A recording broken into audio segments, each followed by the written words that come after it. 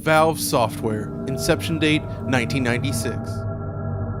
It was here in Kirkland, Washington, where Gabe Newell and Mike Harrington started their own company after spending years working for Microsoft.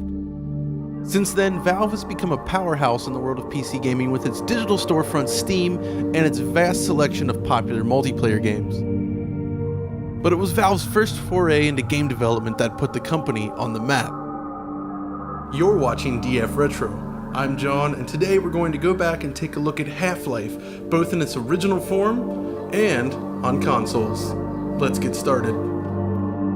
The story of Half-Life begins just as Quake hit the market. The year was 1996, and Quake shook the world with its cutting-edge full 3D graphics engine. While there were other engines prior to Quake which could do many things in 3D, including Bethesda's own X engine, there was nothing as fast and capable as the Quake 1 engine on the market, which of course led to licensing deals.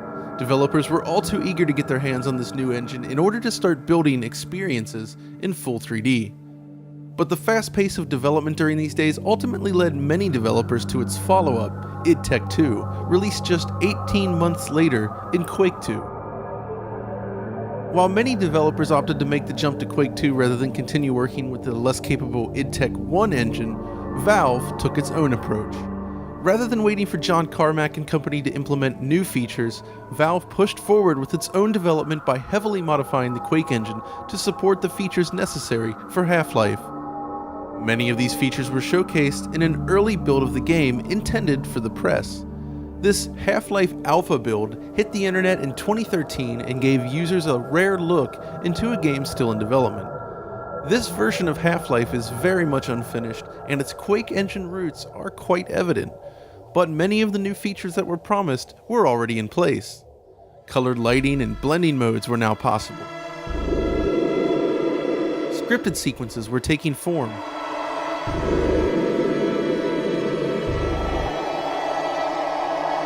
AI flocking routines were present, and a skeletal animation system enabled much more detailed and complex animations across the board. The demo itself is simple and ultimately very limited. There are few weapons available, AI behavior is basic, and the levels are a mere shadow of what was to come. If you were reading about Half-Life in magazines back in '97, however, this demo is where all the associated screenshots and information originated from. There is a fair bit of content in this demo as well. In addition to the demo rooms, a huge chunk of the single-player campaign was actually playable here. It's fascinating to see just how much was present in this very early version of the game. But in a move that Valve fans would soon become familiar with, much of this work was scrapped. Then, 14 months later, the game re-emerged. When the game finally released, storytelling in first-person shooters was redefined. Many of the conventions we now take for granted today had never before been seen in 1998. Complex scripted sequences, massive set-piece moments, a rich narrative, and a cohesive continuous world were just a part of what made Half-Life a success. While it was not cutting-edge visually, it was a handsome game with a consistent art direction and a great sense of style. I first played the game on an AMD K6 233MHz with a 3DFX Voodoo 1 graphics card. It looked great at the time, but due to the weakness of the AMD CPU when running Quake engine games, it didn't run quite as well as I had hoped, and some of the larger areas really struggled on this hardware configuration. We also have to mention the excellent DSP effects used for audio. The sound in the game was modified based on the environment in which you were standing, and it was quite impressive. But just as Half-Life hit the market, another major gaming event was taking place on the other side of the planet. The next generation of consoles was just beginning with the release of Sega Dreamcast in Japan. As newer, more advanced game consoles started to become a reality, the opportunity for introducing successful PC games to a new audience opened up. And so over the next couple of years, development would begin on ports of Half-Life for the Dreamcast and PlayStation 2. それでは皆さんごきげんよう A portion of this effort was spearheaded by Gearbox Software. Gearbox, founded by members of 3D Realms and Bethesda, got its start creating an expansion pack for Half-Life. Subtitled Opposing Force, people were hungry for new single-player content, and Randy Pitchford and friends were happy to oblige. It was a success, and its success ultimately led to more work. The next job, create a second expansion pack known as Blue Shift for the Dreamcast version of Half-Life. Now, the actual Dreamcast port itself was being handled by a now defunct company known as Captivation Digital Laboratories. This would be their only product. The port itself was announced in early 2000 and would be delayed time and time again until ultimately being cancelled by Sierra, its publisher, due to changing market conditions.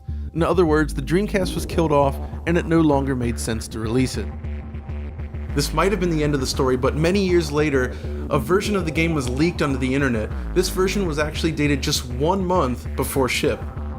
Here's what it looks like. It's a faithful recreation of the original Half-Life, but it does have a lot of technical issues. Simply put, it just doesn't run well, at all. The frame rate is completely uncapped, and pockets of 60 FPS are punctuated by drops well into the teens. It also loads a lot. The original Half-Life took a unique approach to loading at the time. By breaking up levels into smaller chunks, the game could more quickly move from one area to the next, at least on the PC. When running on a console with an optical disk drive and only 16 megabytes of memory, however, things didn't really work out so well. The end result here is a constant barrage of very lengthy load screens that would pop up throughout the experience.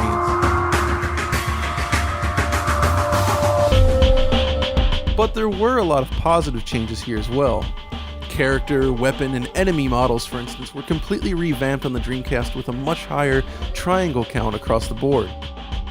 Some minor level design tweaks were present as well, and definitely added to the experience.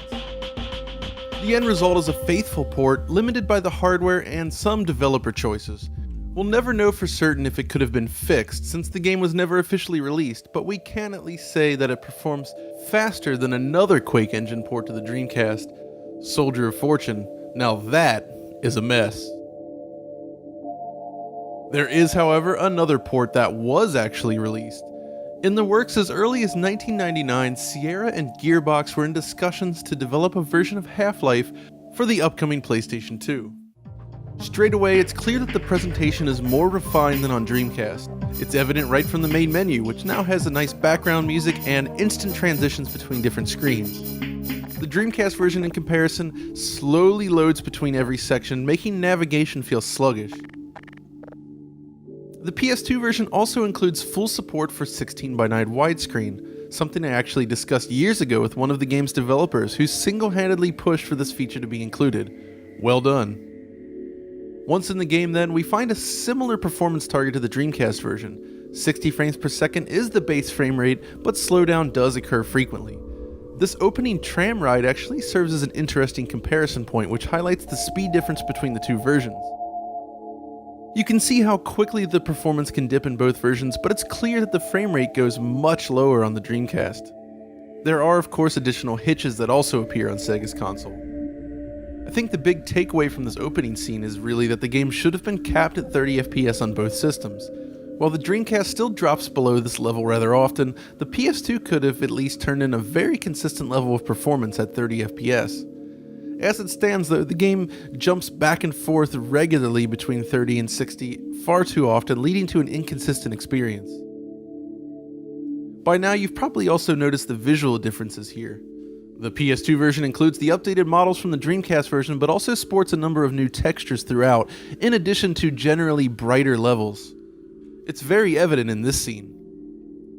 While we're here, take a look at the skybox. Color banding is extremely evident in the Dreamcast version, but absent on the PlayStation 2. Interesting. Some other differences. The game runs at 640x480 on the Dreamcast with full VGA support, which is excellent. On PlayStation 2, however, it runs at just 512x448. With a modded PS2, however, it is possible to run the game in progressive scan, which is very useful indeed. On the flip side, the Dreamcast version operates at a lower 16-bit color depth with lots of visible dithering, while the PlayStation 2 version runs using 24-bit color. Textures are once again handled differently, with 8-bit palletized textures in use on the PlayStation 2 and VQ texture compression on the Dreamcast. Bitmaps are generated and used on the Dreamcast as usual, while the PS2 version does not use them. You can see this here as the texture moves away from the camera. Notice the layers on Dreamcast where the smaller textures connect. These are the bitmaps. This is absent on PS2 and produces sharper but noisier overall results. This scene also showcases higher resolution textures on the PS2. Look at the floor here. You can also see differences in level geometry in this scene. Check out the ceiling. We also notice that the compression on Dreamcast can cause weird artifacts with these animated textures. Another advantage in favor of PS2 is loading. On Dreamcast, levels can take between 15 to 20 seconds to load, while the PlayStation 2 version loads each new area in around 4 seconds instead. It has a huge impact on playability. The PS2 version does benefit from smart data placement on the disc and preemptive loading in order to minimize the issue. While this could be thought of as a limitation of using burnt media, since the game was never officially released, but there are early review copies of the game on GD-ROM out there, and reviewers complained of the same issue. And while we're here, here's a look at the performance on PlayStation 2 during the sequence we tested on the Dreamcast earlier. As you can see, there is still plenty of slowdown happening on the PS2 here, but the overall and average frame rate are definitely much higher and the game remains much more playable.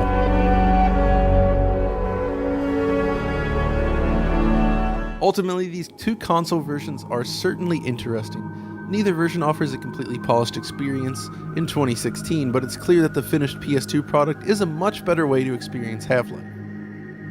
So at this point we have the original release, the Dreamcast version, and the PlayStation 2 version. But just a couple years later, a new way to experience Half-Life was released in the form of Half-Life Source. In the lead up to Half-Life 2, a game which I will definitely cover in the future, Half-Life Source was released as a demonstration of the new engine. It's a direct port of the original Half-Life using the Source engine. While most of the assets remain the same, this version benefits from engine-related improvements including enhanced water, physics, particles, and AI behavior. It's an interesting way to revisit Half-Life in that it preserves the original experience while polishing up some of the rougher edges. But there's another way to experience Half-Life.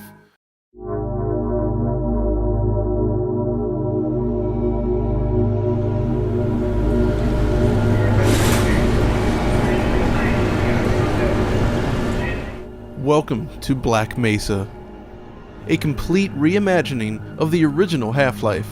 It started out as a joint project between two modders, but it would go on to gain upwards of 40 volunteers under the Crowbar Collective banner. Every single asset in the game has been remade from scratch and reimagined. It feels remarkably fresh today and is a great way to revisit the original Half-Life in 2016. It's still missing the very end of the game, the Zen levels, but the majority of the experience is available now with lots of interesting changes to the gameplay, and it is remarkable. It truly feels like a proper Valve project.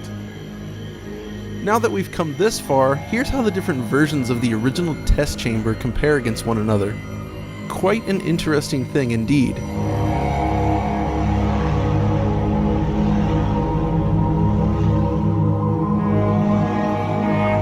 Now, the fact that Black Mesa even exists today and is being sold says a lot about Valve as a company. Valve has always supported modding with a very open stance towards its games, going all the way back to 1998 with Half-Life. This has spawned countless remarkable modifications to the game, including perhaps one of the biggest multiplayer games of all time, Counter-Strike, a game that continues to be played in droves even in 2016, and it got its start as a simple project based on the original Half-Life. Which just goes to show how important Half-Life really was.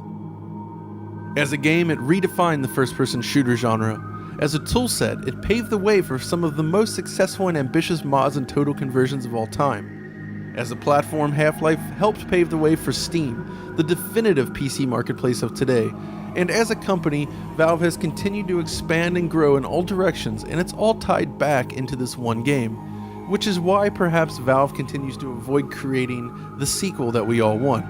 Just how do you follow up such an important game? But I'm getting ahead of myself here. Rise and shine, Mr. Freeman. Valve has already made one sequel, and it's called Half-Life 2. And yes, a future episode of DF Retro will be dedicated to Gordon Freeman's return. It's a complex story filled with delays, leaks, and the most remarkable port of all. Keep an eye on our channel for future episodes of DF Retro, including Half-Life 2. That's all for now. If you enjoyed this trip down memory lane, be sure to give us a like and subscribe. And until next time, stay retro.